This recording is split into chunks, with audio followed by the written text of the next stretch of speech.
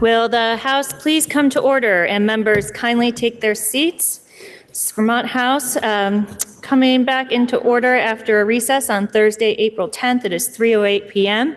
And we will continue our work with House Bill 454, which is an act relating to transforming Vermont's education governance, quality, and finance systems. The bill was referred to the Committee on Education, which recommends that the bill be amended as printed in today's calendar. The member from Cornwall, Representative Conlon, will speak for the committee. And then affecting the revenue of the state, the bill was then referred to the Committee on Ways and Means, which recommends that the report of the Committee on Education be amended as printed in today's calendar. The member from Brattleboro, Representative Kornheiser, will speak for that committee. And then carrying an appropriation, the bill was then referred to the Committee on Appropriations, which recommends that the bill ought to pass when amended as recommended by the Committee on Education, when further amended as recommended by the Committee on Ways and Means. The member from Putney, Representative Morwicki, will speak for that committee. Please listen to the second reading of the bill. Relating to transforming Vermont's education, governance, quality, and finance systems. Member from Cornwall. Thank you, Madam Speaker. H454 represents a strike-all amendment. And H454 is the result of months of testimony from throughout the state and all levels of the education community. Students testified, teachers, principals, superintendents, school board members, and many members of the Scott administration, including ours with the Deputy Secretary and the Secretary of Education. And that was just in the room. Some days it seemed like we should be trying to monetize our YouTube stream. We had so many people tuning in and sending along comments. On top of all the testimony, our committee had long, thoughtful discussions about educational quality and opportunity in an era of declining enrollment and affordability challenges. Because ultimately, this is about providing the best education for our Vermont kids in the demographic and economic reality of today. And that is just your House Education Committee. The same unfolded in Ways and Means and in the joint hearings we held together.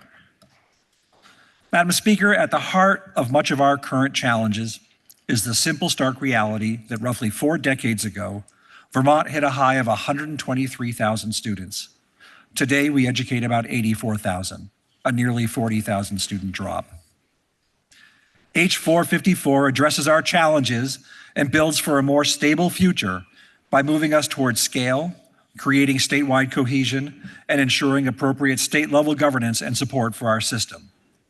And we do it with a stable and predictable funding system that allows our educational leaders to focus on education quality rather than on tax rates, budget cutting, and common levels of appraisal. Any one of these proposed changes would be huge on its own. Achieving scale is critical to educational quality and increased efficiency. Vermont currently has 119 school districts, each with its own board and own set of books, in 52 supervisory unions, each with a full staff of finance experts, special education leaders, curriculum leaders, and a superintendent.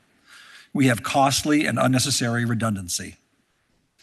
Education leaders from every corner of Vermont have been an incredible resource throughout our committee's work, and they have been bold. Many of the people who are going to lose their jobs at the top of these districts agree. Appropriate class, school, and district scale is better for kids and taxpayers, but that the details really matter. Let's talk about districts. There have been calls for legislators to draw new and larger district lines now or to arbitrarily set a number of districts. But it became clear to our committee that this vital transformative move must be done carefully and with the help of people who understand Vermont's unique character, who best understand where changes could bring more equal access to opportunity and know how to create the kind of scale that leads to savings in the long run. This bill charges a new subcommittee of the Commission on the Future of Public Education to come back to the legislature in December of this year with no more than 3 specific school district map proposals. This small group will consist of 5 former educators with broad Vermont experience, They are directed to create districts with a minimum of approximately 4,000 students and to coordinate with the Commission's public engagement process to maximize public input. After reviewing the proposed new maps, the legislature will create these new districts in 2026 and begin the complex process of setting up electoral wards to vote in new school boards in March of 2028. It is important to keep in mind that these new districts may become the largest political districts in our state with the power to tax and controlling budgets of tens of millions of dollars. This work must be done carefully to ensure all Vermonters are represented fairly and that school boards do not turn into politically charged battlegrounds. Let's talk about schools. Vermont schools will always be small by national standards, given our rural nature. But we have schools with very small class sizes and multiple grades being combined, not because it's an educational choice, but because it's necessary through staffing. We have middle and high schools that, due to lack of scale, cannot offer the classes and activities and opportunities other Vermont students might have just a few miles away. Our legislative intent is to move toward public middle and high schools that operate at a scale that research suggests is best for student opportunity and education, but not before the state is ready to help them do that with a school construction aid program. Thus, this bill establishes the school construction program with highly targeted incentives for regionalization. School size goals will only be possible with a statewide commitment to school construction aid, which has not existed since 2007. This bill also recognizes, as did Governor Scott's Education Transformation Plan, that to help build scale, we need to keep our public school dollars in Vermont whenever possible, and still recognize that not all parts of Vermont have nearby public schools. Areas where approved independent schools have filled that role, in some cases for more than 200 years, and will likely be needed to fill that role for another 200.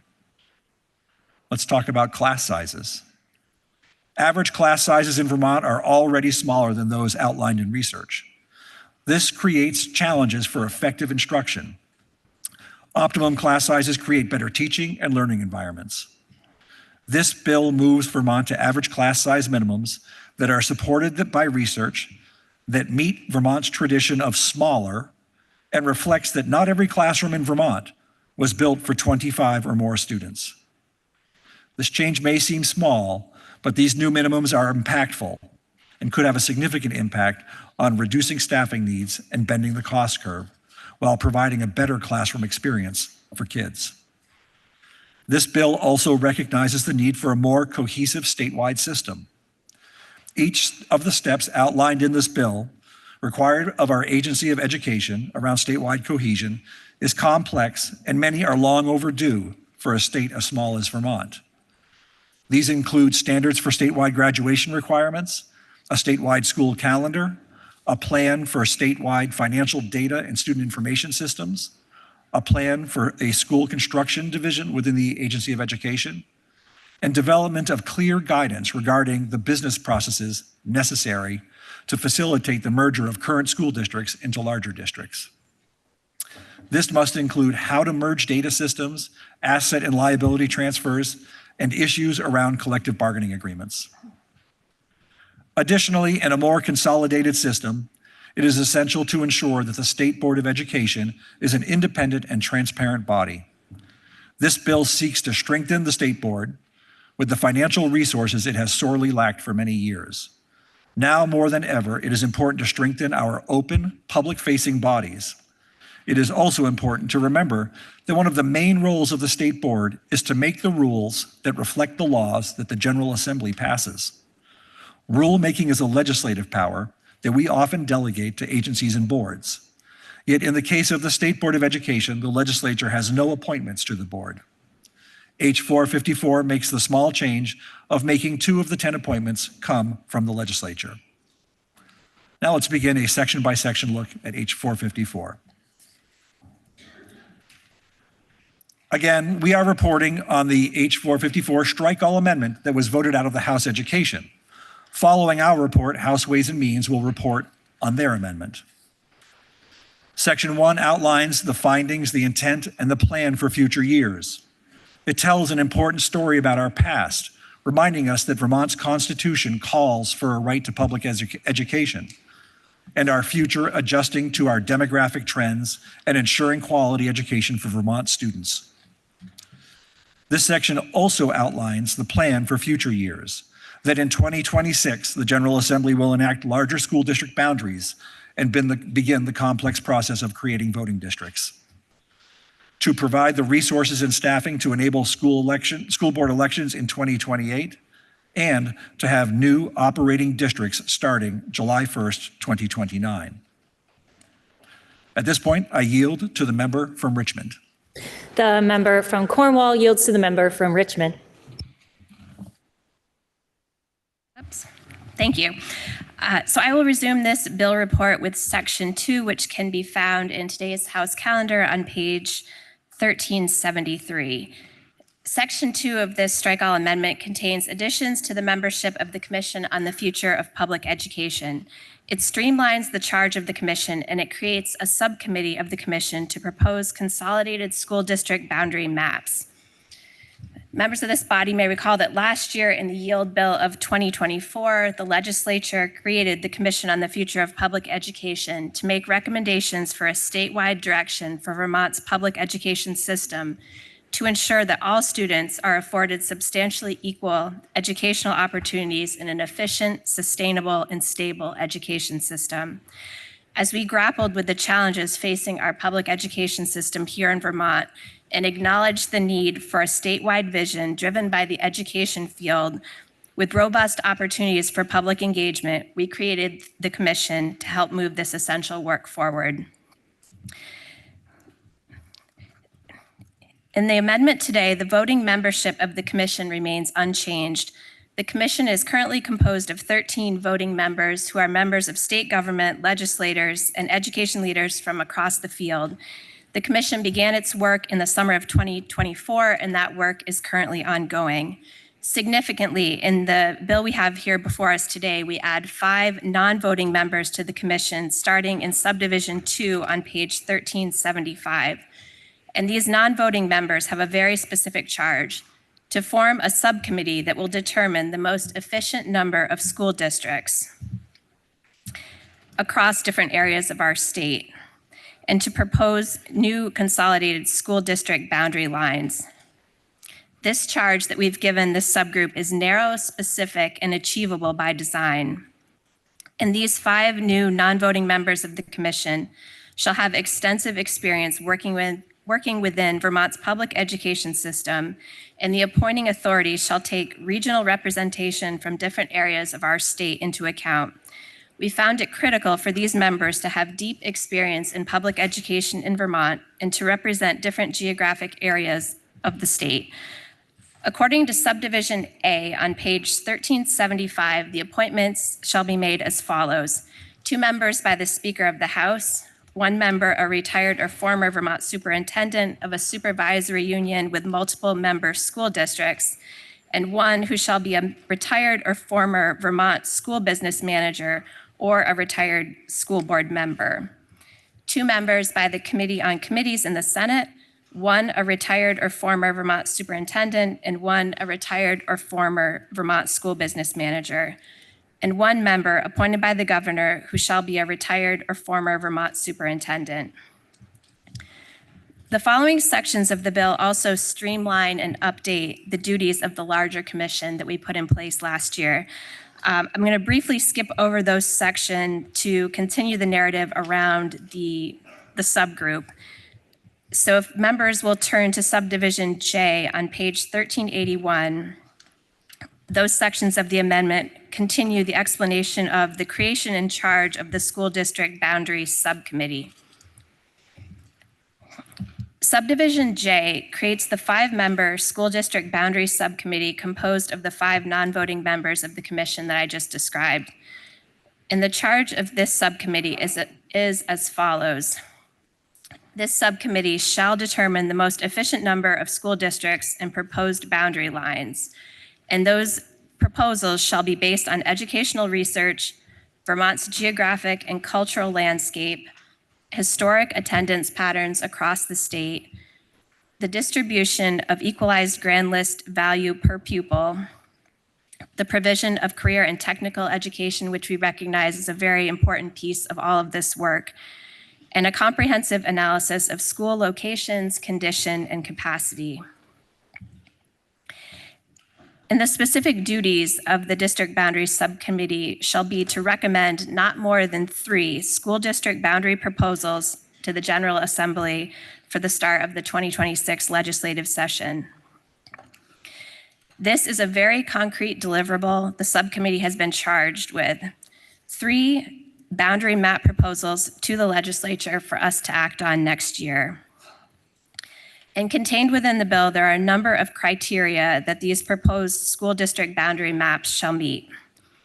These proposals shall increase equitable access to educational opportunity, maximize opportunities for modern regional middle and high schools with the least disruption to our students.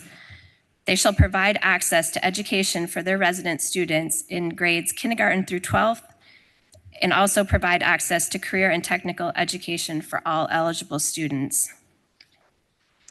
And then we also implemented a number of criteria that this subgroup shall consider to the extent practical. So to the extent practical, we asked this group to not separate towns within existing school districts as those boundaries exist on July 1st, 2025, so our current day state. To the extent practical, to consider the availability of regional services for students, such as designated agencies, and how those services integrate with the new proposed district boundaries. We also asked to consider school districts with a minimum average daily membership of approximately 4,000 students, and that number was supported by research from the field. And also, to the extent practical, to consider historic attendance patterns in geographic areas that do not operate public schools at all grade levels, K through 12. Subdivisions C and D on page 1382 explain the working relationship of the mapping subcommittee to the larger commission itself. The subcommittee shall provide regular updates to the commission regarding its work, and they shall have the subcommittee shall have the sole authority to determine the contents of its report and the map proposals that are required as the culmination of its work. The commission may provide comments in the form of a report addendum or a separate report, but the work of the mapping subcommittee is within the exclusive control of that subcommittee itself. The district Boundary Subcommittee shall engage with the Commission's Public Engagement Subcommittee to maximize public input and feedback regarding the development of the new proposed school district boundaries. We felt that it was extremely important that this subcommittee engage with the ongoing public engagement process that the Commission has embarked on.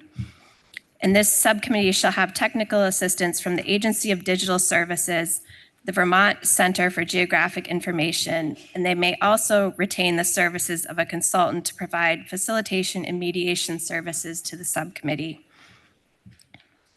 So the sections we've walked through so far have covered the addition of the 5 non-voting members of the commission, the creation of the school district boundary subcommittee, the duties of that subcommittee, the relationship of the subcommittee to the larger commission, and the last piece, starting in subdivision 4 on page 1382, sets forth the final work product to be provided at the end of this process.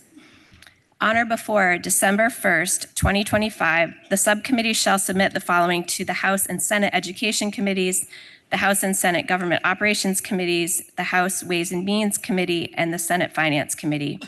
A written report with their proposed new district boundaries.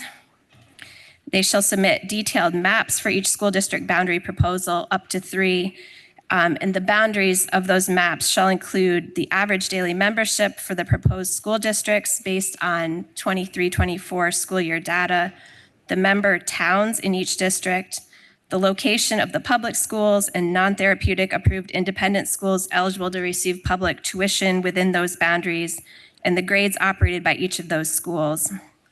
We also ask that they provide information around the 5-year facility condition index score for each school, the PCB testing score, and the 10-year change in enrollment between 2013 and 2023. The piece of the amendment, which I briefly skipped over earlier, starting on page 1336, members can see where we have streamlined and updated the duties of the commission. So having given them an extremely large and wide-ranging charge back in 2024, we've undertaken this year to streamline that charge and focus their work. So the result of the commission work will be a recommendation for state-level education, recommendations for our state-level education governance system, including the roles and responsibilities of our Agency of Education and the State Board of Education. The previous topics that were contained in the commission's duties are repealed, and the commission will continue with the public engagement work that we set forth last year and follow through on their public outreach plan. Resources have been dedicated to the commission to follow through this work in last year's bill. And the commission shall publish a final recommendation on or before October 1st of 2025 and incorporate public feedback. And I will now yield to the member from Williston for the subsequent sections of this report. The member from Richmond yields to the member from Williston. Thank you. I will pick up under the reader assistance heading of scale. Section 3 on page 1383 of today's calendar is incredibly important intent language. And you're going to hear certain language and themes repeated throughout several members' floor reports here. This is transformative work we are doing. It is hard and it is emotional, and our intent matters greatly. It is our intent to transform education in Vermont by leveraging attainable and research-based scale to increase equity of opportunity and promote efficiency and affordability. Our intent matters not just for the work in this building, but leaders and communities across the state are watching carefully to the hard conversations we are having, and our work and our decisions send a powerful message to them in future planning and decision-making. Achieving scale across all levels of our system is critical for educational quality and efficiency. The member from Richmond just explained how this bill moves us toward scale at the district level. But district boundary maps alone do not increase equity of opportunity or achieve efficiency. We must also address scale at the school level and the classroom level. Highly skilled teachers and the classroom communities they foster are the heartbeat of our system, and we have to get it right. Class size is pivotal in Vermont's education policy decisions, especially given our rural context and declining enrollment. Average class sizes in Vermont are smaller than those outlined in research and can create real challenges for effective instruction. This is about kids and educational quality, and we had tremendous conversations on your House Education Committee, where we happen to have teachers who do or have taught at all levels K through 12 at all types and sizes of schools in our state. Very small class sizes can force grade configurations, such as a multi-age classroom for 3 or even 4 grades, that change yearly and make it difficult for teachers to become content experts in their grade level, and don't allow for the research-based practices such as flexible grouping that are so critical in today's learning. So section 4 on page 1383 adds average class size minimum standards to our education quality standards as follows. A minimum average class size of 12 students in kindergarten, a minimum average of 15 students for grades 1 through 4, a minimum average of 18 students for grades 5 through 12, and sets out and says that multi-age classrooms for grades K through 8 shall be limited to 2 grade levels per classroom. These average minimums apply to content areas, such as a licensing area, such as math. So an individual math class might be smaller, so long as the average across that content area, say math, in a school is 18. That's a high school example. There are important and appropriate exemptions for these class size minimums. Career and technical education classes, flexible pathways, terminal courses, advanced placement courses, courses requiring specialized equipment, and driver's ed are excluded from these minimums. Furthermore, small groups for providing special education, English learner instruction, and specialized intervention are also excluded from the minimums. This section of the bill creates a waiver process for schools that are geographically isolated or have a plan to come into compliance, or the school board may seek a waiver from our State Board of Education, who is also required in this bill to adopt rules defining geographic isolation. If our Secretary of Education determines a school is not meeting class size minimums 2 years in a row, the Secretary can recommend action by the State Board of Education, at which point the school would be subject to the existing process in current law when a school does not meet our education quality standards.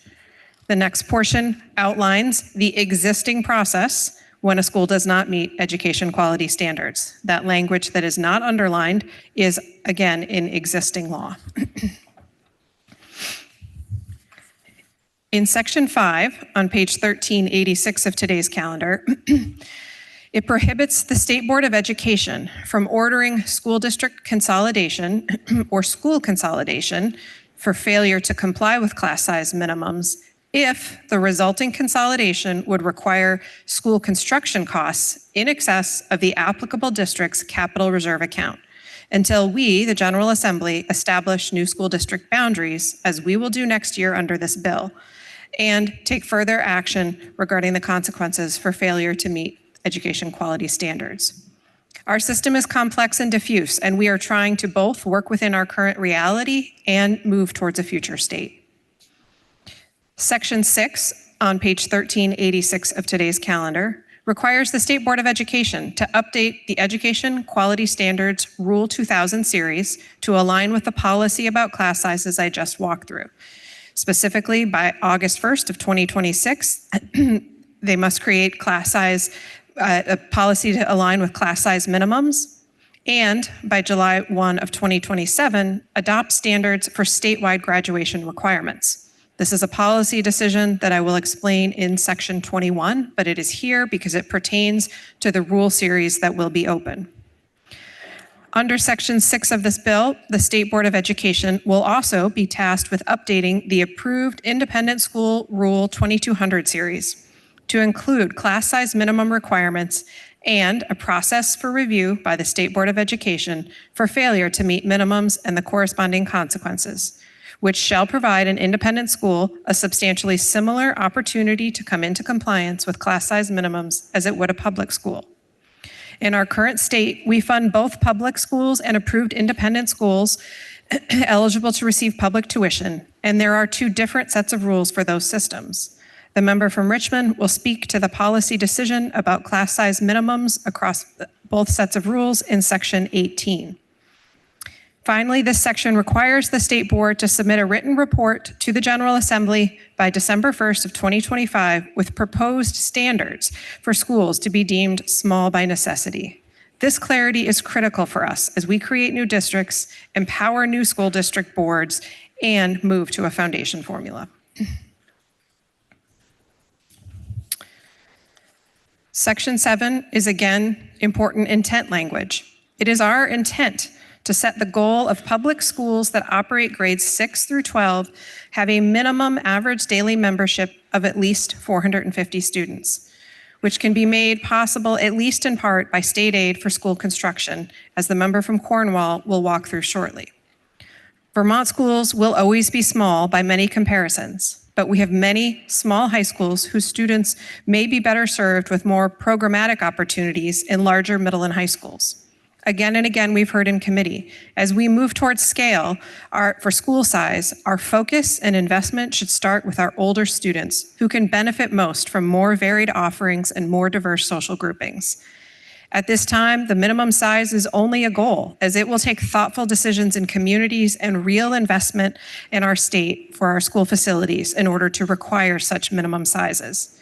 To put this goal in context, roughly half of the existing middle and high schools in Vermont operating today are smaller than this ideal size of 450 students, as many may have seen on a map from the member from Randolph. This is aspirational. This is why this is a long, complex bill, and that a new foundation formula that immediately assumes school sizes that literally do not exist today is not yet possible. Again, school leaders and communities across the state are watching carefully, and the signals we send have a powerful impact. I now yield to, oh, one more, not yet. Section 8, then I get it. Section 8 requires that a school district that closes a school to designate up to 3 public schools located outside the district to educate the affected resident students if the school district's unable to educate those students in a different school or schools within the district. This only applies to an operating district in our current system because only an operating district can close a school. This does not inhibit a district that is currently non-operating of sending students to independent schools eligible to receive public dollars. I will now yield to the member from Cornwall. The member from Williston yields to the member from Cornwall. Sections 9 through 17 create a new state aid for construction program, laying all the groundwork for thoughtful, strategically targeted state dollars for school construction.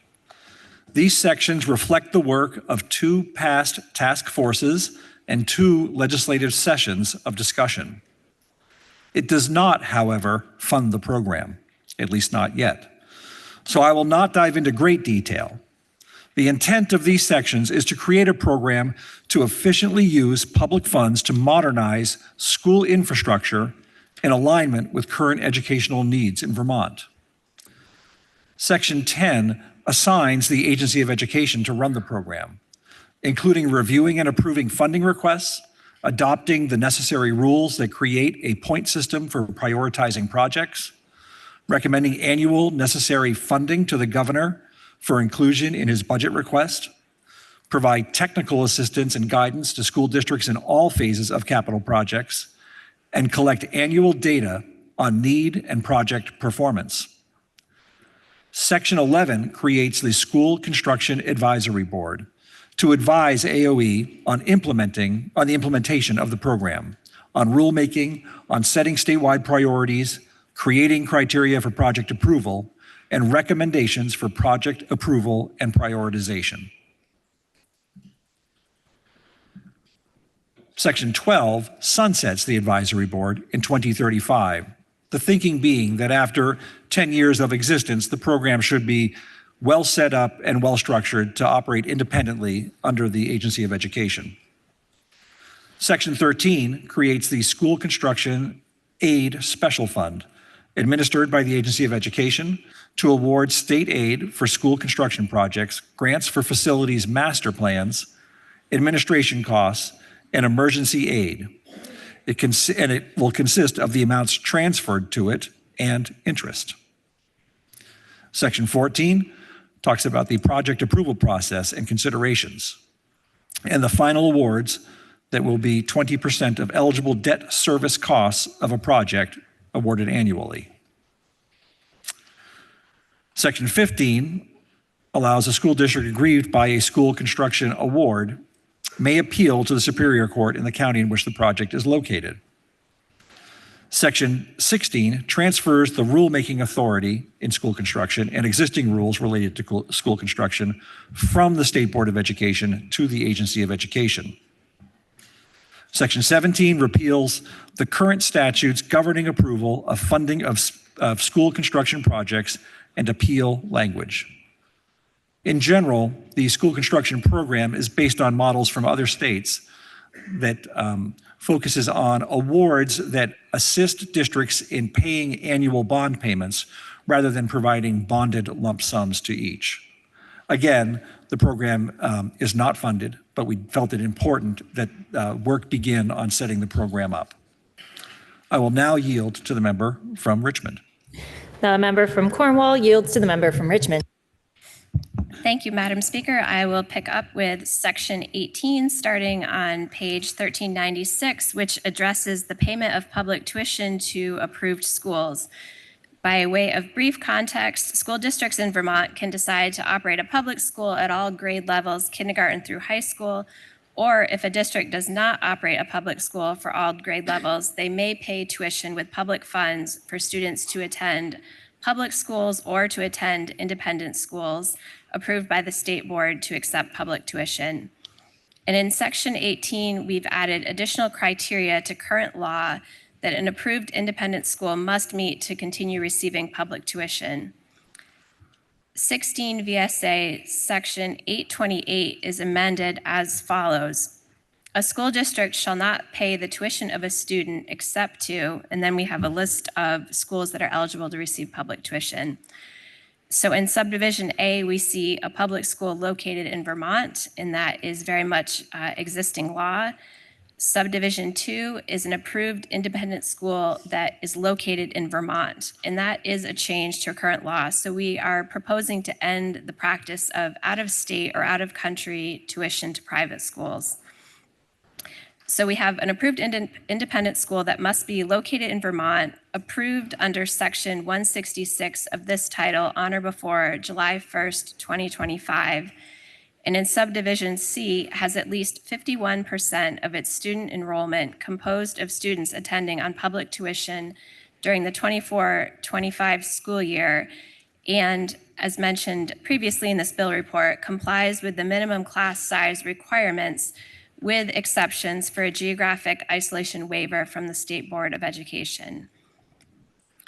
Public tuition may also be paid to an independent school meeting education quality standards. That is existing law. A tutorial program that is approved by the State Board, again, also existing law. An approved education program or a public school located in another state, which is also existing law. So to be really clear, public schools located in Vermont or in other states are eligible to receive public tuition. And then the last type of school in subdivision 7 is a therapeutic approved independent school located in Vermont or another state or country approved under the laws of that state or country.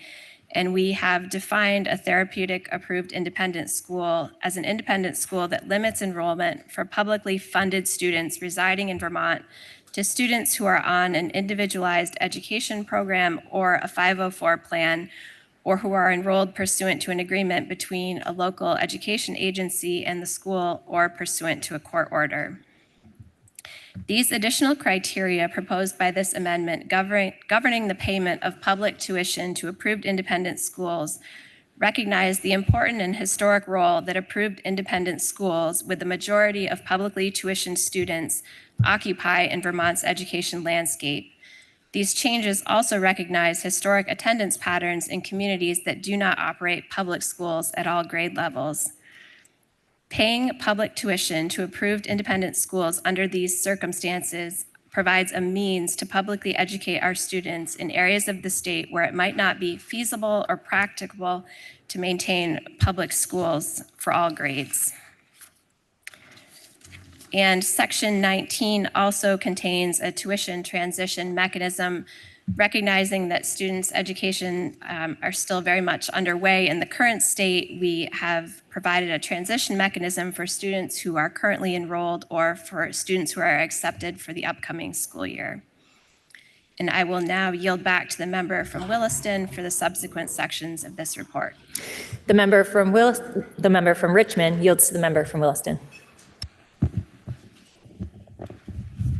We are now under the Reader Assistance heading, Statewide Cohesion. Section 20, beginning on page 1397 of today's calendar, is again important intent language. It's our intent to consolidate structures and systems that are foundational to the administration of education. For any transformation to become a reality, it's vital that our agency of education can execute several transitions before larger districts are operational. Each of the steps I will outline in this section are complex, and many are steps educators and Vermonters have long advocated for to create more consistency within a state as small as Vermont. Section 21 requires the Agency of Education to recommend statewide proficiency-based graduation requirements to the State Board on or before January 1st of 2026, so they can engage in the necessary rulemaking to implement them, as I outlined in Section 6. This is a very important cohesion step for our system, and especially for students in our career and technical education centers.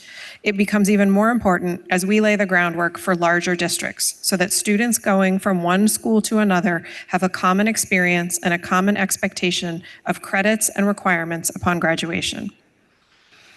Within Section 21, it also requires the Agency of Education to create a statewide calendar for public schools to take effect in the 2028-2029 school year. Again, an important step for cohesion and something that has been a huge challenge for our career and technical education centers for many years. Finally, we require the Agency of Education to submit a report to the General Assembly by December 1st of 2025 with several items, including a proposed implementation plan for statewide financial data and student information systems, recommendations for a school construction division within the agency, including position descriptions, and the development of guidance that will be provided to the field for the transition processes necessary to move to larger school districts. This may include business processes, asset and liability transfers, the merging of collective bargaining agreements or creation of new ones, and the estimated costs of all of this transition work. Finally, the Agency of Education will provide recommendations for the need for cooperative education services and the oversight of therapeutic schools at both state and local levels. Section 22 is the last time, I have to say, is more incredibly important intent language. Specifically, it is our intent here in the General Assembly to ensure that the State Board of Education is the independent, transparent, and public-facing body for public education. The State Board is the public in public education. Now, more than ever, it's critically important to strengthen our open, public-facing bodies where Vermonters can come and have their concerns heard and be engaged in the process. In Section 23, starting on page 1398, we are changing the appointment process to the State Board of Education. Currently, the governor appoints all 10 board members.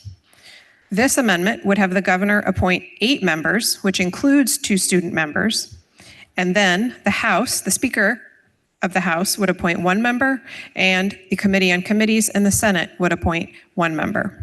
The original appointing authority would then make subsequent appointments when there are vacancies. Rulemaking is a function of the legislative branch, but in many cases we delegate that, as we do here with the State Board. But we have no appointment representation on the State Board, and so this seeks to begin to address this as we begin long and important transformative work in our system. Section 24 clarifies that all current State Board of Education members would finish their terms, and the first vacant seat that occurs after July of 2025 would be filled by the House, the second would be filled by the Senate, and the third and subsequent vacancies would continue to be filled by the governor. Section 25 retains the governor's ability to remove any members of the State Board of Education, but amends the power to fill a vacancy to the original appointing authority. So if the governor removed a member appointed by the House would fill that vacancy. Finally, Section 26 requires the State Board of Education to review all of their rules and determine which rules could be sunsetted, are no longer needed, some perhaps should be moved to the Agency of Education, and a prioritized plan for the updates that should be made. Accordingly, there's a $200,000 appropriation to the Agency of Education to provide the State Board of Education with the resources necessary to review and update the rules that govern the quality of our education system.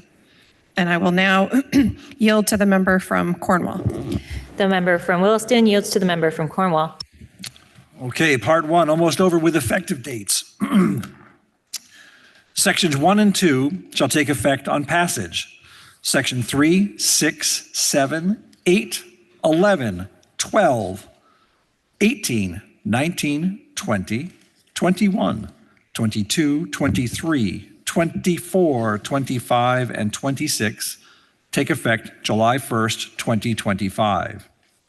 Section 4, 5, 9, 10, 13, 14, 15, 16, 17 shall take effect on July 1st, 2026.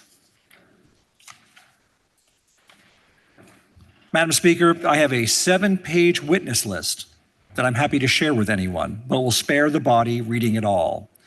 But suffice to say, it includes people from across Vermont, from most rural to most urban, from small school districts to large, from classroom to the agency of education. Madam Speaker, the House Committee on Education voted H454 out positively on a 7-4 vote, and we look forward to the body's support. And now speaking for the Committee on Ways and Means, member from Brattleboro. Madam Speaker, H454, an act relating to transforming Vermont's education, governance, quality, and finance systems. That is an important title because this work does all three of those things in tandem and needs to do those three things in tandem in order for us to make progress on what is often seen as an intractable challenge. In the interest of transparency and readability, your House Committee on Ways and Means offers a strike-all amendment to the report of the Committee on Education. The vast majority of the education work remains intact, and I won't dwell on it in my floor remarks. This week, months, actually years, of work on education finance reform culminated in several new additions to H454, the comprehensive education reform bill that was passed to us by the House Education Committee. As passed by Ways and Means, H454 will move Vermont towards an education finance system that is fairer, more predictable for communities and for our hardworking families, and provides better opportunities for kids, particularly those in historically under-resourced schools. To be clear, if passed, this bill stabilizes and lowers property taxes, bends the cost curve, and creates safe, consistent, quality education for all Vermont kids for a generation. We are here today because 30 years ago we had a court decision, the Brigham decision, that established clearly that the level of educational opportunity and tax inequity in our state was unconstitutional. This landmark decision resulted in Act 60, which created more opportunity and fairness in our educational opportunities and taxation than almost any other state in the nation at that time. However, that fairness was slowly eroded over time by smaller attempts at reform and national changes. Today, in 2025, just in case anyone forgot what year it was, schools and communities across the state are at levels of inequality, of opportunity, and taxation that are on par with where our state was before the Brigham decision. This is unacceptable, and this is why we are here today. We can't manage this change in bits and pieces. We have tried to do that before. This bill rips off the Band-Aids, the duct tape, and the bailing twine that have held our education and property tax system together over the last decade and builds a careful net to sustain our children and communities into the future. We need that hope, not just the problems. We need hope and a careful vision for the future. Change is inevitable. Instability in the wider world is likely, and details matter. We don't want to just fix problems. We want to set a direction forward for our kids and communities. This bill does just that. The language in front of you today strengthens the tax base, improves the experience of folks who pay property taxes, making it more transparent, increasing fairness, lowering many bills, and removing cliffs. This bill enables our taxes to align with our policy work and have the important decisions about our schools and our kids be based on opportunity, practicality, and best practice, not scarcity or politics. We're going to speak through the key components of the bill in an order that feels more intuitive and logical, and then take you through the section by section that is set up more in line with the order of existing statute. First, Madam Speaker, we do work to strengthen our tax base and property tax administration, and for that, I yield to the member from Woodstock for these sections. The member from Brattleboro yields to the member from Woodstock. Madam Speaker, I will be presenting sections 60 to 90 of the bill that address property tax classifications for the statewide education property tax and the creation of regional assessment districts for property valuations. You may wonder why we are including property classifications and reappraisals in an education transformation bill. The answer is simple. The largest source of revenue to pay for education comes from the statewide education property tax, 63% of the education fund. The integrity of this system determining values is critical to our ability to fund education and to be fair to all property owners. Madam Speaker, in this bill, we are changing the way we pay for education. We are moving away from locally voted school budgets. We are moving away from old constructs such as the excess spending threshold and the very real situation in which homestead owners could have a higher tax rate than non-homestead property owners, including second homeowners. This bill provides the legislature with the tools to set property taxes based on the classification of those properties. At a minimum, we can set rates to be the same across all property categories. It provides the tools to set different rates for second homeowners if that is a priority of a future legislature. That is not set in this bill. Now for the language in the bill, starting with section 60 on page 1473 of today's calendar entitled Property Classification. Section 60 is a technical change to the definition of parcel that would provide greater granularity to the types of properties we have on grand lists. Right now, contiguous separate parcels with the same ownership are combined on the grand list, even if parcels are different in their categorization for highest and best use. The contiguous parcel is listed as inactive. H454 corrects this to give the Vermont Center for Geographic Information and the Tax Department better information without changing the current property tax billing managed by the municipality. Section 61 establishes 4 property tax classifications: homestead, non-homestead apartment, non-homestead residential, and non-homestead non-residential. Please note that these are listed alphabetically without prejudice. A homestead is a parcel or a portion of a parcel declared as a homestead on or before October 15th. That is current law and is not changed in this bill. Non-homestead apartment is a parcel or a portion of a parcel with one or more dwelling units for which a landlord certificate was filed in the previous year, and the landlord attested that the unit would be leased to a long-term tenant for a minimum of 6 months in the current year. Note that this does not mean the lease term has to be for 6 months. Many landlords and many tenants prefer month-to-month leases. This bill does not challenge the merits of the different lease terms, nor does it require longer lease terms. It only requires landlords to attest that the dwelling unit will be leased to a long-term tenant for more than 6 months. I'm quoting from the Tax Department website and saying, you are a landlord if you own any property that you rent for residential use for periods of 30 or more consecutive days with or without a lease. Apartments, single-family homes, condominiums, boarding homes, mobile homes, and lots for mobile homes are all examples of units that can be rented. It goes on to state that landlords must complete one landlord certificate for each property owner that has its own SPAN number and where one or more units are rented, regardless of whether renters claim the renter credit. On to non-homestead, non-residential. This is really a catch-all for all properties that don't qualify for one of the other classifications.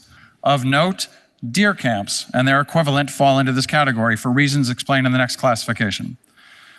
Non-homestead residential is a parcel or portion of a parcel with one or more dwelling units habitable on a year-round basis, for which there is not a homestead declaration filed nor a landlord certificate filed. Deer camps don't qualify if they are not habitable year-round. But this is where second homes would fall, even if they are used just seasonally, if they are habitable year-round. Here's a process flow. Is it a dwelling? If yes, is there a homestead declaration filed? Then it's a homestead. If not, is it leased to an occupant for more than 6 months and a landlord certificate is filed? If yes, then it's a non-homestead apartment. If not, can the dwelling be occupied year-round? Then it is a non-homestead residential. If it is not habitable year-round or is not a dwelling, then it is non-homestead, non-residential. Clear? Okay. Mixed use. If a parcel has 2 or more uses that qualify for different classifications, the classification will depend on either the percentage of floor space used for that purpose or the percentage of time the same floor space is used. But in all cases, A homestead that has less than 25% of the space used for other purposes will still be a homestead. The bill requires that all properties on the grand list to be assigned at least one of these classifications. These property tax classifications align with the statewide property factors outlined in the classification of each property. There would be one tax rate, while each of the 4 property classifications would have a factor multiplied against this tax rate. All classifications in the bill have a factor of 1.0, meaning that they have the same tax rate unless changed by this legislature in a future year. Please note, the current use value appraisal system is not changed in regard to land enrolled in agriculture or forestry. Section 61A on page 1475 requires the Commissioner of Taxes to amend existing forms and create new forms where necessary to be able to determine and assign the tax classifications for every grand list parcel. Section 62 to 64 also begins on page 1475 and establishes regional assessment districts for grand list reappraisals. A little context. In compliance with Act 68 of 2023, the Vermont Department of Taxes delivered to the Vermont Legislature a report on December 16, 2024, entitled Final Report Pursuant to Act 68 of 2023, Statewide Reappraisals and Property Data. It is a page turner, but that includes recommendations on the establishment and the implementation of a statewide reappraisal system. The background section of the report included the following. There is a lack of available firms to conduct reappraisal work in Vermont to keep the grand list accurate and equitable. Small Vermont municipalities face a special challenge in hiring reappraisal firms because of the relatively small scope of work and the unpredictability of future contracts is not financially viable for many firms to take on. In addition to struggling to find reappraisal firms who will even bid on, let alone accept contract work to conduct reappraisals, many Vermont municipalities struggle to find individuals to serve as listers and assessors for regular grand list maintenance. The number of outstanding reappraisal orders reflects this acute challenge municipalities face. At the time of finalizing this report, 135 municipalities are actively under an order to reappraise their grand list. Additional reappraisal orders will be issued based on the upcoming results of the 2024 equalization study. Remember, this is effective December of 2024. There are 60 towns, or 24%, that had their last reappraisal more than 15 years ago. The average last year of reappraisal in Vermont is 2016. Towns are currently booking reappraisals for calendar years 2026 to 2029. In the past 10 years, approximately 19 towns on average have completed appraisals each year. The tax department had contracted with the professional consulting services of the International Association of Appraising Officials, or officers, to provide comprehensive research on best practices within assessment offices across the United States, and to include coverage of various aspects of property valuation for taxation purposes, including reappraisals, appeal structures, property data, capacity building, and considerations for equity and anti-bias measures. Their report, Research on Property Tax Administration Valuation Best Practices, October 24, provided the foundation for many of the recommendations made in the Department of Taxes report, many of which are contained in the bill. The bill establishes 12 regional assessment districts that use existing counties, except that it combines Franklin and Grand Isle counties into one and Essex and Orleans into one, just to get to the parcel count that was desired. The bill requires member municipalities of each regional assessment district to contract jointly with third parties to conduct full reappraisals of grand lists every 6 years. The Director of Property Valuation and Review would be required to establish standard guidelines and procedures and could adopt rules for the regional assessment districts. The Director would also be required to establish a reappraisal schedule for each regional assessment district, which they could alter for a particular district or for one or more of its member municipalities if necessary.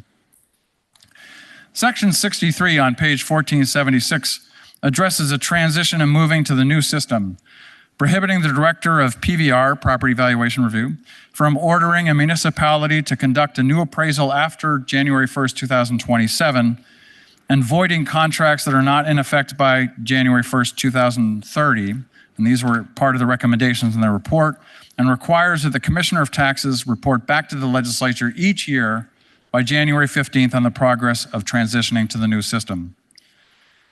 Section 64, page 1477, would require the Department of Taxes in consultation with relevant stakeholders to submit recommendations and guidelines on the implementation of the Regional Assessment District to the House Committee on Ways and Means and the Senate Committee on Finance by January 15th, 2026. Madam Speaker, sections 65 through 90, pages 1477 to 1486, relate to grand list assessment dates, changing the date from April 1st to January 1st to give municipalities and the state more time to hear appeals in advance of setting property tax rates later in the year. These sections also make technical corrections, changing the reference to listers to be listers and assessors, as many towns have changed the title and the way those positions are filled, elected versus appointed by the legislative body. And with that, Madam Speaker, I yield back to the member from Brattleboro. The member from Woodstock yields to the member from Brattleboro. Madam Speaker, I don't want to say there's one rule for members of the Committees on Ways and Means, but there is an important rule for members of the Committee on Ways and Means when they give floor reports, and that is all floor reports should start with where folks should find their Joint Fiscal Office fiscal note. And I apologize that I did not point members to the fiscal note at the beginning of my report, but folks can find it on the fiscal tab of the bill on our committee page. Or if they would like even more information, there's an entire folder devoted to summarized fiscal information and analysis related to this bill on the JFO website. And that's a great clearinghouse for more information. So returning to the floor report. We have talked and heard about what we are doing to strengthen our property tax base and the nuance in that property tax base. And now I'd like to turn our attention to making our property taxes themselves work better and be more affordable for more Vermonters. We have adapted a proposal from the Department of Taxes to move from a system of property tax credit and an income yield to a system of property tax exemptions, a homestead exemption. Our current property tax credit system has a 1-year lag between the generation and use of a tax credit. It contains multiple eligibility cliffs, and I believe I've spoken to almost every member of this body about how those eligibility cliffs impact their constituents at one time or another. Those eligibility limits are outdated. They were put into law in 1996. And the way this section of statute is structured makes it incredibly complicated for taxpayers to calculate their potential tax liability or for us to change those eligibility limits without undue consequences. H454 would change the tax relief mechanism from a credit to a homestead exemption of a percentage of the first $400,000 of a property's value. To be clear, if a property in a community that's seeing rapidly rising property values, if a property value rises above $400,000, that homestead owner would still have access to this property tax credit, just only up to $400,000 in value. The percentage exemption would be based on a taxpayer's income, meaning that's where their eligibility would lie. And the exemption model eliminates the lag, reduces the number and severity of cliffs, moving it almost to a curve, which is very exciting for the mathy among us, and makes it easier to predict tax liability. It is also, as I said, more sensitive to rising property values and potentially reduces tax bills for most low and middle income Vermonters. This feels like a huge success to your Committee on Ways and Means, Madam Speaker. Of course, taxes are also more affordable when we're spending less. And bending the cost curve in education is difficult. If it wasn't, we would have done it already. I think that could be said with the bulk of this bill. We can do that, bend the cost curve, by creating scarcity at the top and leaving districts and schools to figure it out on the ground. Or we can do what this bill contemplates and look closely at our system and manage the drivers of that cost. This bill contains multiple opportunities to reduce cost drivers and increase fairness in the education fund, including plans for pre-K, career technical education, special education, and adult education, among many others, including class sizes, as the members of the Committee on Education referenced. And finally, and importantly, This bill ensures that we stabilize spending and expand opportunity by moving to a foundation formula system to fund our schools. When I began my floor remarks, Madam Speaker, I spoke to the profound inequity we experience right now on a district-by-district basis in the state, and the foundation formula is the base of the net that will hold all of our kids to common opportunity and common standards throughout the state, and I am proud to put this proposal before you. The proposals that we received from the administration this year were built on foundation formula proposals that the Ways and Means Committee and the Finance Committee in the Senate have been working on for quite a few years. As we dug into the numbers that had come to us from the Agency of Education consultants, it became clear that significant costs had inadvertently been left out, and some of the assumptions made in those models, because again, they're models, didn't match the reality of our communities. We know that managing change requires stability, and in conversations with school business managers, multiple national education experts, our Joint Fiscal Office, and the Agency of Education consulting team, it became clear that we needed to work with one of the other national models for creating a foundation formula that was more appropriate for our current education system and the education system that we are anticipating over the next few years. And we need to use Vermont-specific data to create that. However, the model that we receive from the Agency of Education with updated inputs will be appropriate after our policy reform goals contemplated in this bill are fully realized. Ultimately, your Committee on Ways and Means decided a fiscally responsible approach was to implement the foundation formula at the beginning of our reform efforts with what is called a cost factor approach, which uses our current spending to determine the most efficient cost factors, the most efficient spending essentially, to reach student proficiency, and then builds on a model that the Agency of Education and the legislature has been working with for a decade, Madam Speaker. Starting in fiscal year 29, which is actually in calendar year 2028, and for anyone who wants to spend some quality time with calendar year, school years, fiscal years, federal fiscal years, we have a really lovely timeline set up in the Ways and Means Committee Room wall. So starting in fiscal year 29, when our new districts are formed, as described by the Education Committee, school district budgets would be for the first time set using a base amount per student. Additional weights would be added to each district's per pupil count for students living in poverty, English language learners, and those receiving special education services.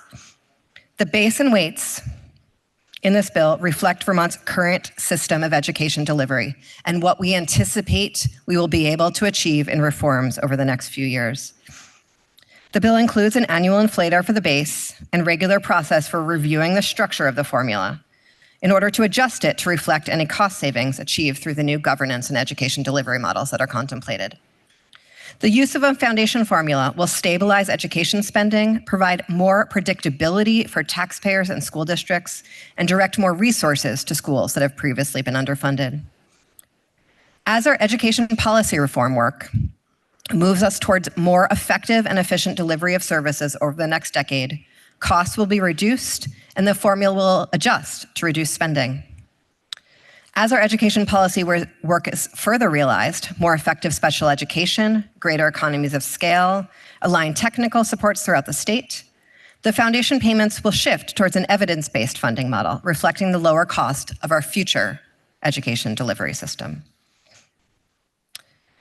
With the transition to a weighted education opportunity payments, we want to provide some buffer for school spending and discretion. Districts in this bill would be able to access something called supplemental district spending, enabling them to raise additional funds of up to 10% of the budget produced by the foundation formula. In order to maintain the equity created by the foundation formula and stay aligned with the Brigham decision, all districts who choose to raise supplemental funds would do so based on a formula created using the tax capacity of the district with the lowest tax capacity in the state by comparing the district's grand list per pupil. And for all but the lowest tax capacity district, those raising supplemental district spending would generate funds available for a statewide reserve account that would stabilize our tax rates, ensure predictability, and then support school construction for the entire state. If a district chooses not to raise supplemental district spending, community members would not have to vote on revenue raising that budget year. I will now take you through the section by section. So again, this was a strike all amendment, but I promise to breeze through the sections that we heard about so carefully from other members. In section 1, we have findings, an intent, and a plan, and this was covered quite comprehensively from the member from Cornwall, but I would like to add that the Ways and Means Committee added a tiny bit of language to include intent around updating CTE governance and funding systems, and change the date of the initial school board member election to March of 2028. Because we are the second committee to receive this bill, Madam Speaker, we were able to input a lot of the work that other committees in this body have been working on, and just catch some of the corrections that happen after a bill leaves the committee, to be perfectly frank. Section 2 makes changes to Commission on the Future of Public Education, and the small addition that your Ways and Means Committee made was to ensure that the subcommittee that is working to design and describe new districts would also take into account the distribution of equalized grand list value per pupil and the provision of CTE services. Section 3 looks at scale, intent around scale, and that has been described to you previously, and we did not touch. Section 4 adds average class size minimums and minimum standards to the education quality standards. We clarified that the average class size minimums in this section do not apply to pre-K classrooms. Section 5 prohibits, is about a failure to comply with the education quality standards and school board, State Board of Education's actions, and we left that unchanged. Section 6 requires the State Board of Education to update the education quality standards rules, and we changed a date there to make sure that we were counting students at a time that students would be inside a school building rather than the beginning of our usual legislative calendar year of July 1st. Then in section 7, school size and intent, we left unchanged. Section 8, prohibition on school closure and transition to paying tuition, we left unchanged. Sections 9 through 17, which are about school construction aid program,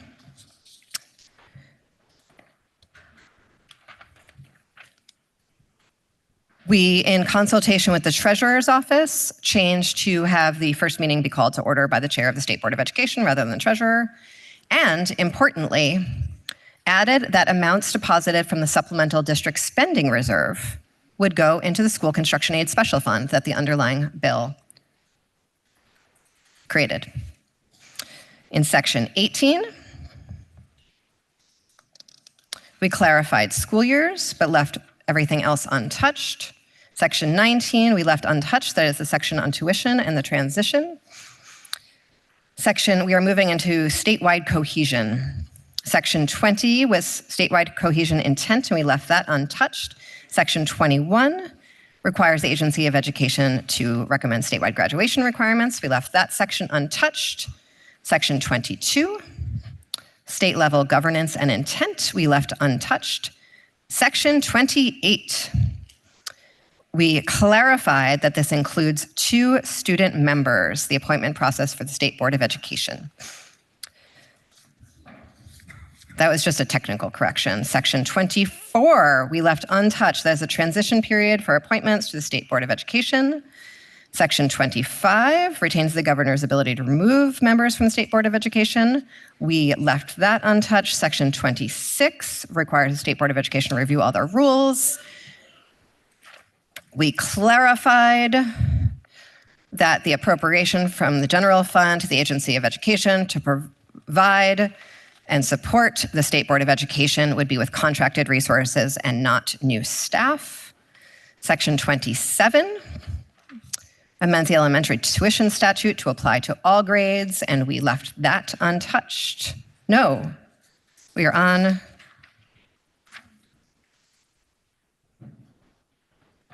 nope, still, yep, thank you, continuing. Okay, sorry. I was breezing through. I'm now back on sections that Ways and Means did work on. Thank you for bearing with me there. I am going to, in this sections that follow, rather than read all of the effective dates at the very end in that delightfully lulling way that the representative from Cornwall did, I am going to read the effective dates of each section as I go, and then also recommend that folks who want to understand how they all really fit together with each other refer to the timeline that I'll reference at the end. So, Section 27 amends the elementary tuition statute to apply to all grades, and very importantly, specifies that tuition will follow the student in the future state and shall be the base amount with all of the weights applicable to each individual student. What that means is that when the foundation formula takes effect, the entire base payment and all applicable weights to whichever student we are discussing would go with the student to wherever they are tuitioned, whether that is a public school in another district, a public school within their own district, or an independent school. That would be the entire package of dollars related to that student would follow that student. Section 28 repeals a bunch of statute that's related to that does not apply anymore. Section 29 amends the subsection on adult education funding and parallels language that was in the budget, Madam Speaker, that came from our House Committee on Commerce, but we wanted to include this in the bill, so we were really making sure that as many pieces of work that we are doing this session related to the education fund was included in this bill. It also updates an inflator that is in existing statute that we for a long time called the NEPA in statute, but that is now more accurately referred to as the NEPA and is the inflator. It is not actually a change in inflator, it's just sort of a correction to how we describe it. Section 30 is the adult education funding report, and that again is language that was copied from the budget to keep all of our work together. Sections 31 to 33 get to some of the work that I was referring to in my more charming narrative section of this bill report related to really truly addressing cost drivers. It requires the Agency of Education on or before September 1st, 2025 to submit a report to the General Assembly addressing factors contributing to the growth in extraordinary special education reimbursement costs, the current state of special education delivery in Vermont, and an update on the implementation of special education changes under Act 173 with recommended changes to structure, practice, and law. Both your Committee on Ways and Means, the Committee on Education, and the Senate's Committee on Finance and Education have been trying to learn lessons from previous Act 173 as we do our work on this other much more significant reform bill. And special education costs in our state have been growing at a quite rapid pace, and we really need to get our arms around it and understand it in order to make a difference and ensure that our kids get the quality special education that they deserve, that we are compliant with federal law, which is quite clear on these issues, and that we make sure that we're spending that money as efficiently and effectively. And the Agency of Education has been working on that, has been working towards a report, and we just want to make sure that was confirmed in statute.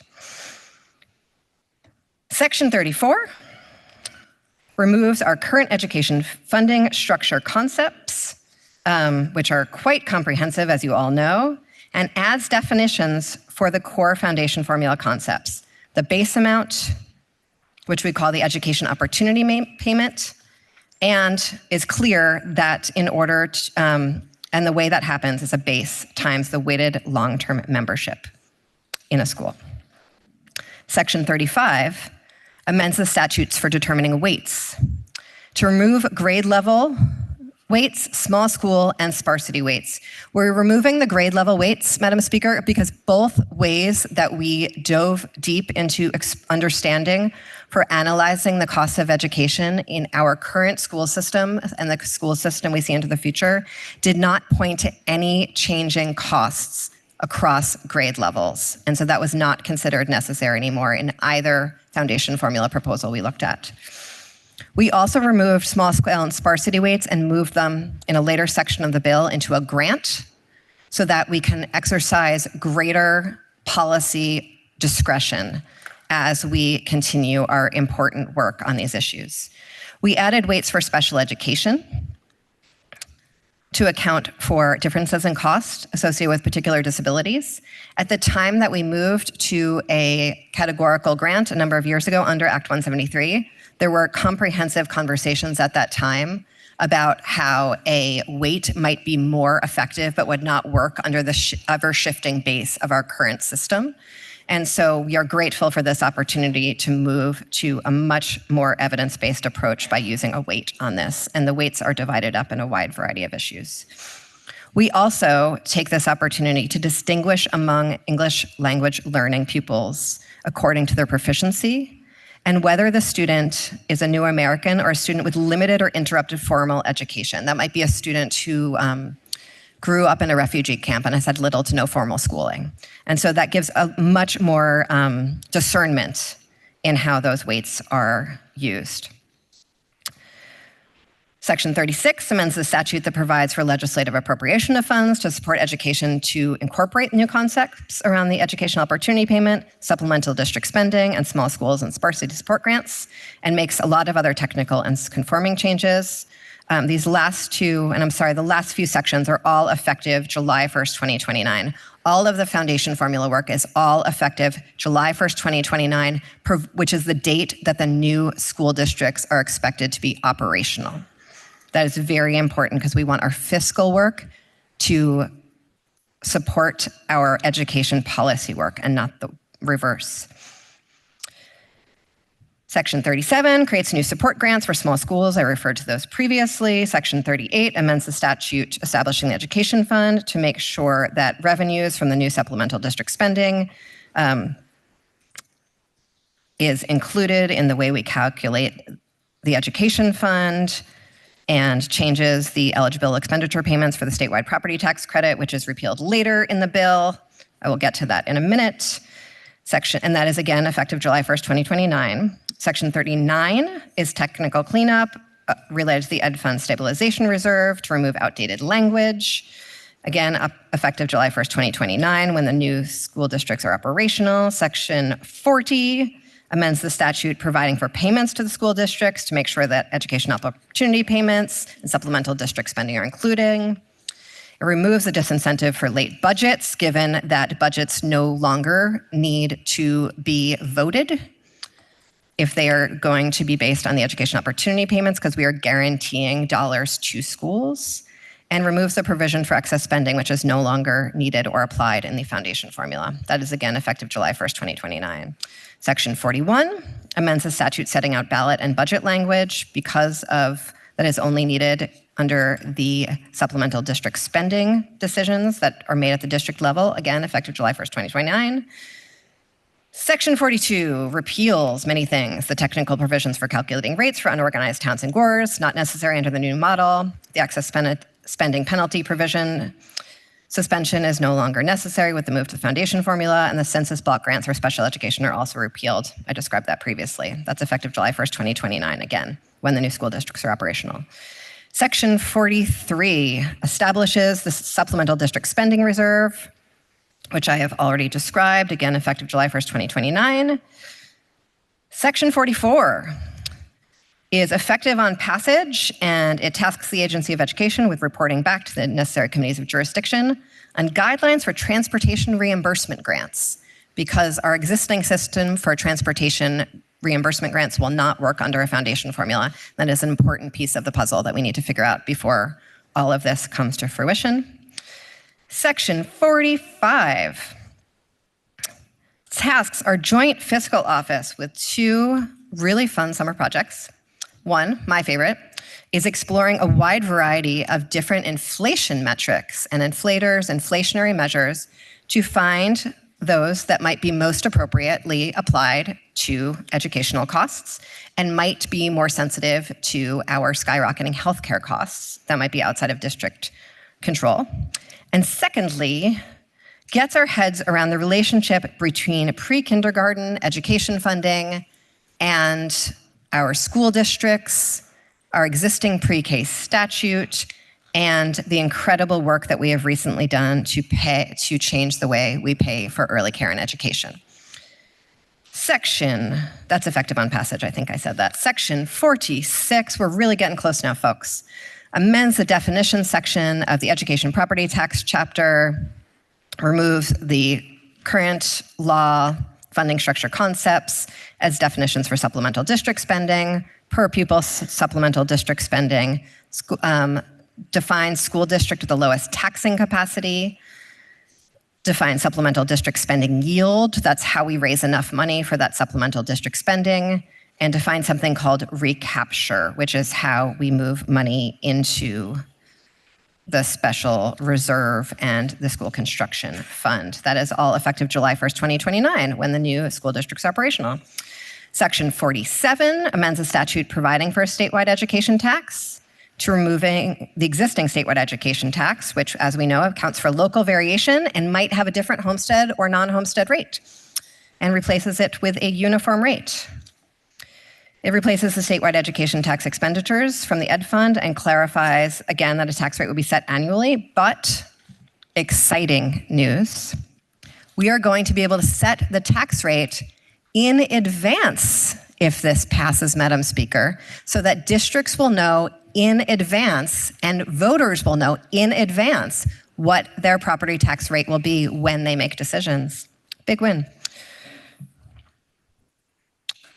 Section 48, that again is effective July 1st, 2029. Section 48 amends the statute providing for the December 1st letter because we've changed all of our education funding. They're going to report on different information because the information will be different. Sections 49 to 50. That section on the December 1st letter, this is one of the tricky parts of effective dates for education fiscal policy bills. That one's effective July 1st, 2028, because we need it in advance of all of this other stuff become effective. Sections 49 to 50 make conforming revisions to reflect the new statewide education property tax. That again is effective July 1st, 2029. Sections 51 through 56 repeal the property tax credit and create the new homestead exemption. 51 amends the statutory purposes. Section 52 amends the statute regarding the existing homestead property tax credit and renter credit to remove the existing PTC and replace it with the homestead exemption that I believe I've already described in some length. Section 53, that's effective July 1st, 2029, when the new districts become real. Section 53, which is effective on passage, tasks the Department of Taxes with recommending, updates the homestead declaration form to accommodate the new homestead exemption. Sections 54 and 56 are conforming changes for the property tax credit repeal and creation of the new homestead exemption. And because we don't want to be here again listening to this incredibly lengthy floor report anytime soon, Madam Speaker, we want to make sure that our bill and our statute is flexible over time. And so we put into place many mechanisms for future review of our foundation formula to make sure it adjusts to both reductions in spending and any undue circumstances. Section 57 amends the section creating the Education Fund Advisory Committee to task the committee with assisting with the education finance transformation, including by annually making recommendations to the General Assembly. Folks, this is not, sorry, Madam Speaker, this is not the Commission on the Future of Public Education. This is actually a separate standing committee that was created in the Yield Bill last year in order to provide oversight and advice on education finance issues now and into the future. We're asking them to look at national best practices to address intra-school district effects on a foundation formula, and whether to transition from a cost factor to an evidence-based foundation formula. Section 58 amends the definition section of the Vermont's education funding chapter to require the General Assembly to revisit the base amount upon any transition to an evidence-based foundation formula, and says that we are ready to do that when we essentially meet up to 90% of the key policy goals that are outlined in the education portion of this bill. Section 59 amends the statute for determining weights to require the General Assembly to revisit the weighting factors upon any transition. And then section 60 through 61A are about the tax classifications that the representative from Woodstock described in depth. I am not going to go into those. The regional assessment districts, which has a January 1st grand list date, are section 62 through 90. Again, the representative from Woodstock has covered those sections. I will skip them. Sections 91, 92, 93, and 94, Madam Speaker, are all technical changes related to the property tax that are outstanding and needed to, frankly, be somewhere this year. And so they are in this bill because they are related to the property tax. One is a technical change to restore a provision of law that was inadvertently removed from statute. The restoration does not change current practice because its absence has not caused a change in practice. Section 92 follows the recommendations of a summer study committee to affirm the work that we did last year and requires a minimum taxpayer debt of $1,500 before a municipality can initiate a tax sale of real property. Section 93 changes the amount of pay for part-time property valuation hearing officers appointed by the Department of Taxes. The pay changes from $150 per day to $38 per hour with a cost of living adjustment in future years, so we don't have to do this again. That was these are all recommendations from the Department of Taxes. Section 94 was a technical change to remove a reference of a $15 fee that we removed from one place in statute last year and did not remove from the other place in statute. Again, Madam Speaker, I have gone through some of the effective dates in this, but really encourage members who want to go deep into really the intricateness of how carefully laid out and structured this change was to refer to the timeline that our staff has very kindly put together that was sent to all members, Madam Speaker, from your email address on April 7th, 2025 at 9:49 p.m. I hope that was not sent from you, Madam Speaker. It was very late at night to send an email.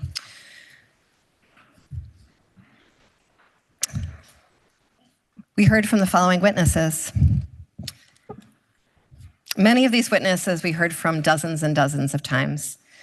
For instance, 3 different staff from the Office of Legislative Counsel. We've really spent quality time with them. A deputy fiscal officer from the Joint Fiscal Office, 2 different senior fiscal analysts from the Joint Fiscal Office, 2 different fiscal analysts from the Joint Fiscal Office, and an associate fiscal officer from the Joint Fiscal Office. We heard from members, including the House Committee the chair of the House Committee on Agriculture, Food, Resiliency, and Forestry, the chair of the House Committee on Education, and a member from the House Committee on Energy and Digital Infrastructure. We heard from many people at the Department of Taxes, the former commissioner, the current commissioner, the deputy commissioner, the director of property valuation and review, a senior fiscal analyst, executive policy advisor, and the taxpayer advocate. From the Agency of Education, we heard from the secretary, the interim deputy secretary, the interim chief financial officer, the division director of Student Support Services Division, and the state director of special education. We heard from the president-elect of the Vermont Council of Special Education Administrators, the executive director of the Vermont Council on Special Education, the former executive director of the Vermont Council of Special Education Administrators, the president of New Solutions K-12, the senior appraiser for NIMRIC, which I wrote down the acronym to, but it must have been on a different piece of paper, so if anyone really wants to know, I will tell you later. A professor from Picus, Auden and Associates, president of the Vermont Association of School Business Officials, an executive director from the Vermont School Boards Association, an executive director from the Vermont National Education Association, the president of the Vermont Superintendents Association, executive director of the Vermont Superintendents Association, the executive director of the Vermont Principals Association, school board chair from Lincoln, a superintendent from Loyal South Supervisory Union, the president of the Vermont Bankers Association, the president of the Vermont Assessors and Listers Association, the past president of the Vermont Assessors and Listers Association, municipal policy and advocacy specialist from the Vermont League of Cities and Towns, the director of intergovernmental affairs from the Vermont League of Cities and Towns, director from Center for Geographic Information at the Agency of Digital Services, a GIS professional from the Vermont Center for Geographic Information Services, managing director from Land and Associates Assessment Services, a staff attorney from Vermont Legal Aid, the president for the Center for the Study of Economics, president for Royal Property Management, Sustainable Communities Program Director from the Vermont Natural Resources Council, Director of Vermont Retirement Systems from the Office of State Treasurer, Director of Policy also from the Office of State Treasurer, Director of Policy and Special Projects from Vermont Housing Conservation Board, the Housing Policy and Engagement Specialist from the Vermont Housing and Finance Agency, Advocacy and Public Policy Director from the Vermont Association of Realtors, a Legislative Liaison from the Vermont Low Income Advocacy Council, an Assessor from the City of Burlington, a Lister from Putney, President of Bolton Valley Resort, an attorney from Burlington, Vermont, a co-owner from Round Barn and Waitsfield, an owner from the Inn at Manchester, a resident of Plymouth, St. Albans, Westminster, plus many, many letters and public comment, which can be found under the bill number on the House Ways and Means Committee page. Madam Speaker, your Committee on Ways and Means passed this transformative bill out on a vote of 7-4, and we ask for your support. Thank you. And now for the Committee on Education, member from Cornwall. Madam Speaker, the amendment from the Ways and Means Committee builds the foundation for a secure and stable funding system upon which the much-needed transformation work can happen. And that transformation work will be crucial to providing all Vermont students equitable opportunities without concern for where they live and keeping it at a cost Vermonters can afford. Your House Education Committee greatly appreciates their work and their thoughtful consideration. On a straw poll of 7-4, your House Committee on Education supported the Ways and Means Committee amendment and strongly asked for the body's support. And now speaking for the Committee on Appropriations, member from Putney. Thank you, Madam Speaker, and thanks to your House Education and Ways and Means Committees for their long and thorough deliberate work on this. There are only 2 appropriations in the bill for your House Appropriations Committee to consider.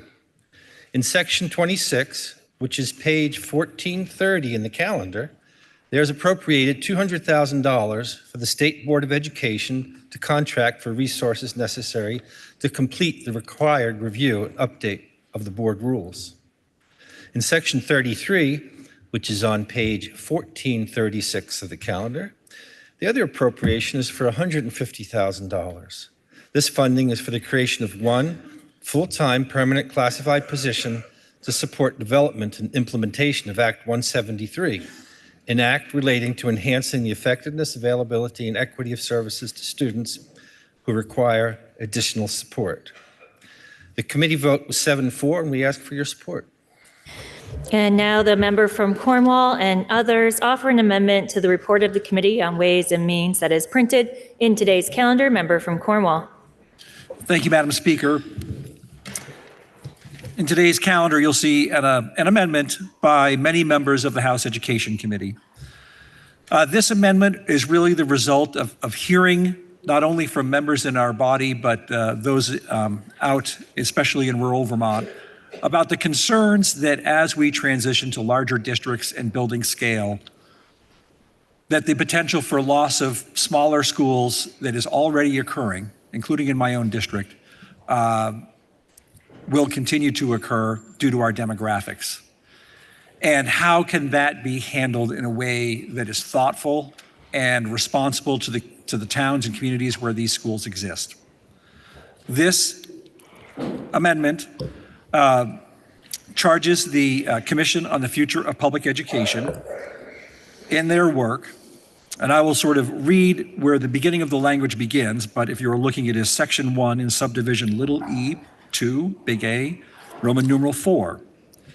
But beginning above that, it says, in developing its recommendations, the Commission shall consider the following topics.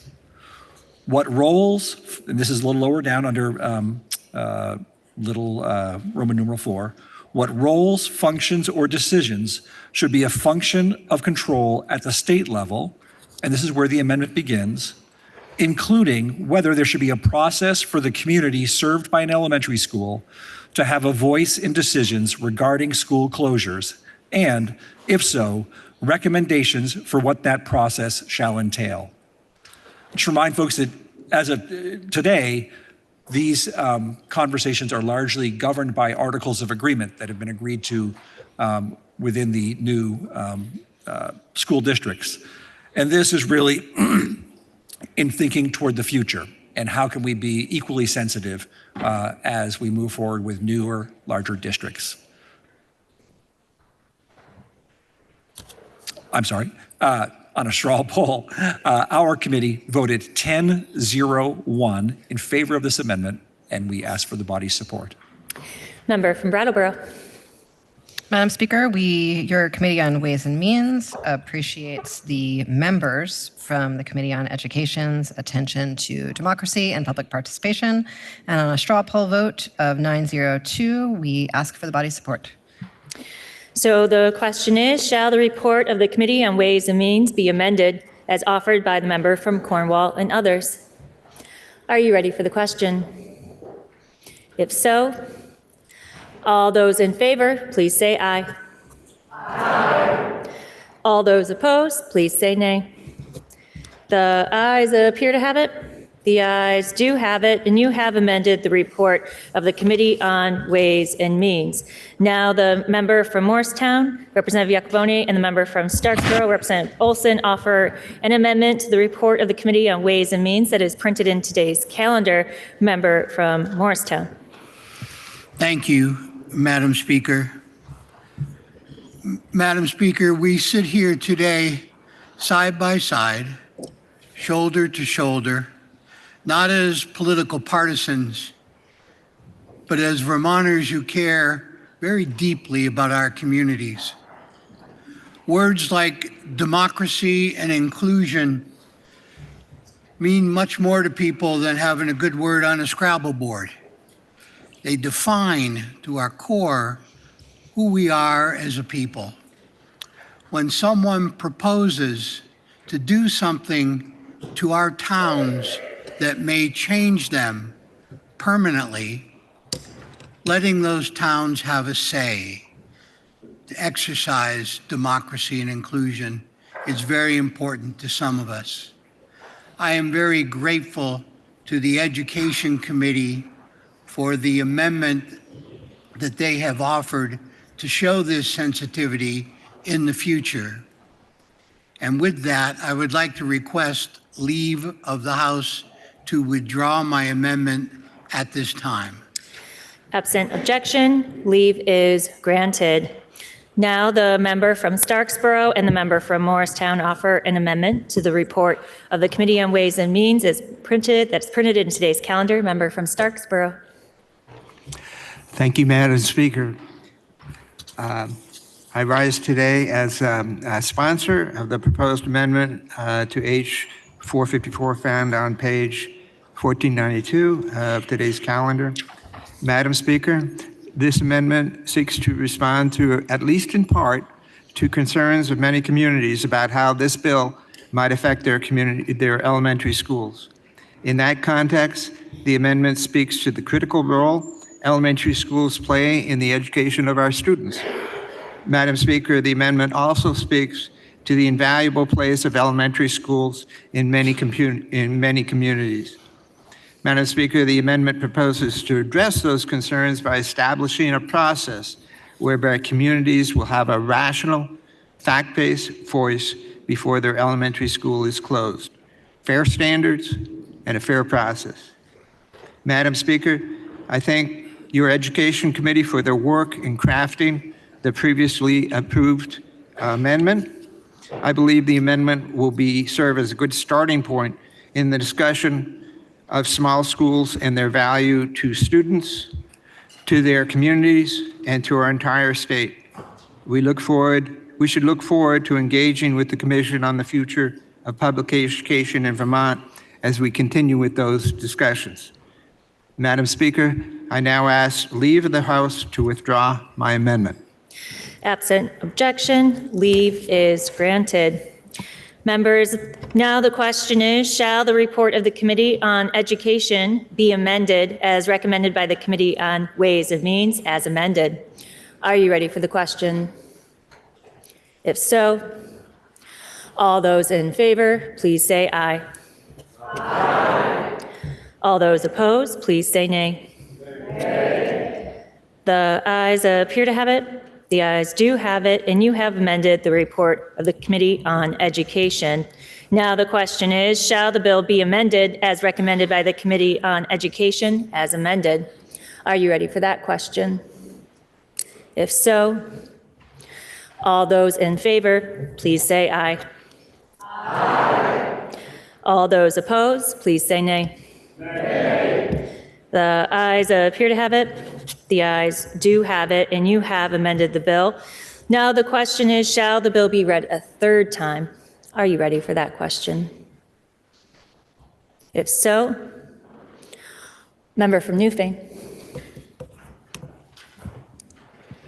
Madam Speaker, most of us, Can you? Madam Speaker, can you hear this? Let's try. Stand up. I think I'm too tall for this. The one I had last year worked. Sorry about that.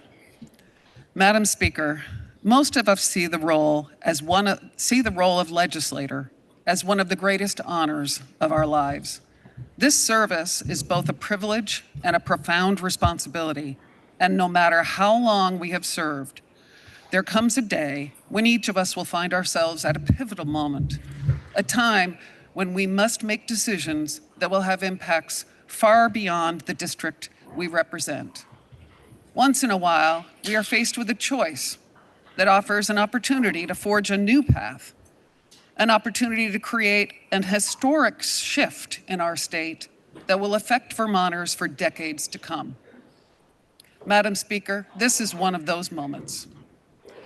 Public education has persevered over centuries through many changes and challenges, from its roots in New England in the 1600s to our founders who believed so strongly in an accessible education for all its citizens that they enshrined it in Vermont's Constitution in 1777. Today, we remain determined, despite shifting times and demographics, to live up to our founders' conviction that an educated society is a thriving society. Through Supreme Court decisions and cases like Brigham, legislation that changed our funding formulas like Acts 60 and 68, and governance legislation like Acts 153 and 46, we have continued to make progress on strengthening our public education system. However, from my experience as a legislator and as a school board member for over 30 years, I know we have not yet achieved the results Vermonters need. H454 is legislation that has the potential to take us down a wider, more modern and transparent path to create a system that makes educational opportunity a priority for every one of our students, no matter where they live or what their personal circumstances are. It has the elements needed to achieve the scale and efficiencies necessary to make our education system more stable, accessible, and affordable. Many decisions will still need to be made, but this legislation before us today has the potential to strengthen and stabilize education in the rural parts of the state, the rural parts like my own. Public education in Vermont has been deeply shaken by a steady decline in enrollment, growing student needs, the COVID pandemic, and increasing costs. Even with a statewide education funding system, my own rural area has had to face the impacts of declining enrollment for years. I have already experienced the closure of 3 small schools in my region, and 2 more are potentially facing the same fate. My small rural high school, the one I attended myself, is also facing a questionable future. Change is needed, and it is needed now. But change as significant as this cannot be rushed. Our education system needs time to adjust to change, and our citizens, especially in our most rural areas, need a voice in our process of transformation. Without taking the time needed to work through these changes, we risk destabilizing our education system even more and continuing the negative impacts on our students and communities. Now is the time for a thoughtful, measured approach to systematic change. Let's prioritize students first. Support our educators who are the lifeblood of our system, and listen to our taxpayers who have shown us year after year that they deeply support a strong education system, but are still asking us to make it more affordable. Let's ensure that the belief our founders had in the importance of public education is realized. So today, I stand before this body to ask that you join me in our efforts to stabilize and strengthen our public education system and vote yes on H4 54. The question is, shall the bill be read a third time? Are you ready for the question? If so, all those in favor, please say aye. Aye. All those opposed, please say nay. Nay. The ayes appear to have it.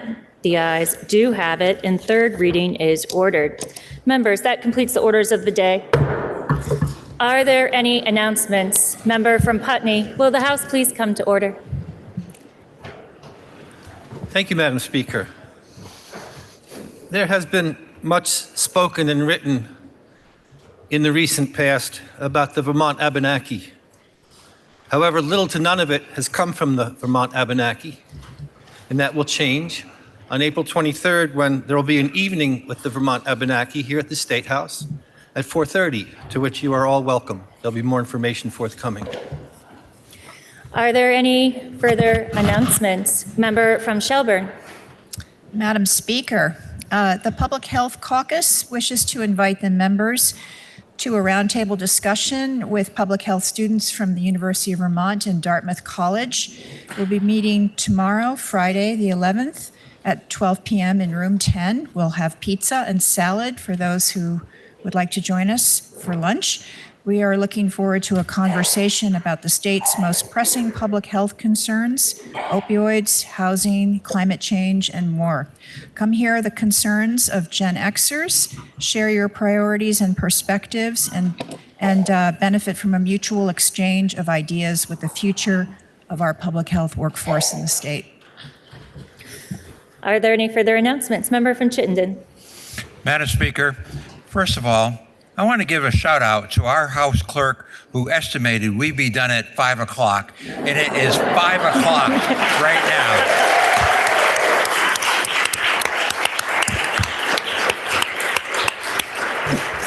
Secondly, and perhaps equally as important, I did take a spin earlier, and the cafeteria is just full of Vermont specialty food producers waiting to be sampled.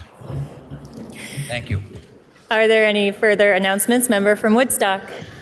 Madam Speaker, I hope I'm speaking for both the Ways and Means Committee and the Committee on Education by saying that we owe a deep debt of gratitude towards our staff in conducting the work that they've done at both the Joint Fiscal Office and Ledge Council. So I keep saying it over and over, but they really deserve our appreciation and thanks. And they're sitting in the Senate seats.